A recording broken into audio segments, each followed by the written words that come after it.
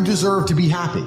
Genuinely, every single person watching this, go look in the mirror after this stream, go into the bathroom, look in the mirror. Do you deserve to be happy? Look yourself in the eye. The answer is probably not. You don't deserve it. When you're hungry, it's your body telling you need to eat some food. That's fine. You react to that. When you're depressed, your body's telling you need to change your life. And if you're feeling that for long periods of time and then not changing your life, well, you don't deserve to be happy. You don't deserve it. Everything in life that is valuable must be earned. Peace of mind must be earned. Happiness must be earned. I'm happy because I earn it. I get to be top G. Of course I'm happy. I'm me. When I look at the lives of people who tell me they're depressed, I look at them and think, you know what? If I was you, I'd be depressed. If I was you, I'd be depressed. So of course you're depressed because your life is shit. But whose fault is that? That you have to take some personal responsibility for it. And what they'll do is they'll try and outsource it. Well, I had a bad star, or this happened to me, that happened to me. World ain't fair. Suck it up, buttercup. Shit happens to everybody. I can sit here and be an unsuccessful piece of shit, and I got 10 stories to tell you why I have excuses to do exactly that. And here I am, top G. So that's life.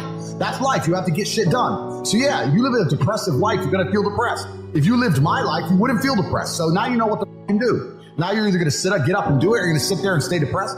And that's why these people are so desperate to defend the idea that depression can't be solved. When you tell the world that depression can't be solved, what you're doing is absolving yourself from all responsibility. I no longer have to stand up and work hard and try and be something because it doesn't matter how hard I work because I'll be depressed anyway. They know that's a lie. They're just trying to fake, they're being ignorant on purpose to avoid doing the hard work. That's all it really is. I understood that physicality is important. It's the bottom line, it's the final decider. It's actually kind of interesting that a lot of these tech guys and tech people, they pretend physicality doesn't matter and they make all this money and they own Facebook and Amazon and whatever.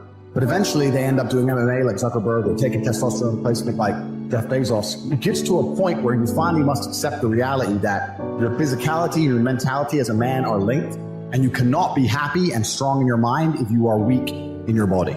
You need to have a strong body to have a strong mind as a man. There's no way to escape it. And that's one of the reasons why I preach so much about training, learning to fight, get in the gym, get bigger, get stronger. You will fix your mind if you fix your body. You should be as strong as you possibly can.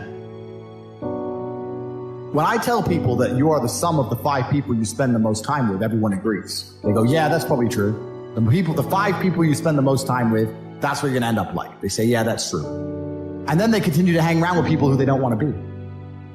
Why? There has to be a point. There has to be a point where you sit and go, okay, you're my friends, etc., etc. I love you guys. Yeah, we can talk, whatever. But I'm on a different life path. You have to leave some people behind. If you were to come hang out with me and you were in a room with me and my 5 friends, you'd feel self-conscious. Right. You don't feel with your friends. If you were to come hang around with me and my crew, you would be self-conscious, and that self-consciousness would motivate you, or they would certainly instill the discipline required for you to change. You don't feel self-conscious amongst your peers. That's why you don't change. If you were to get in a room and you're the only person who ain't a monster, you'd want to become a monster. In my experience, if you're a person who does the right thing, firm handshake, is on time, doesn't lie to anybody, does what he's supposed to do, is honest with a good heart, is genuinely polite to everyone he meets. If you are that person, you get very far in life. I've yet to meet people who just do all the simple things right, who completely fail at life. But I've met a lot of people who snake or steal some money and they get really rich, then they lose it all, or they get rich and end up a gambling addict or depressed or etc. So you have to just understand that God is always watching. He's going to reward you in the end. That's the first thing. And the second thing I will say is that you are the sum of the 5 people you spend the most time with, and you need to create your reality. I think the biggest problem with young people today is that they don't create the realities heavily enough. The people that they want to spend most time with aren't adding any value to their lives, and then they end up wondering why they don't get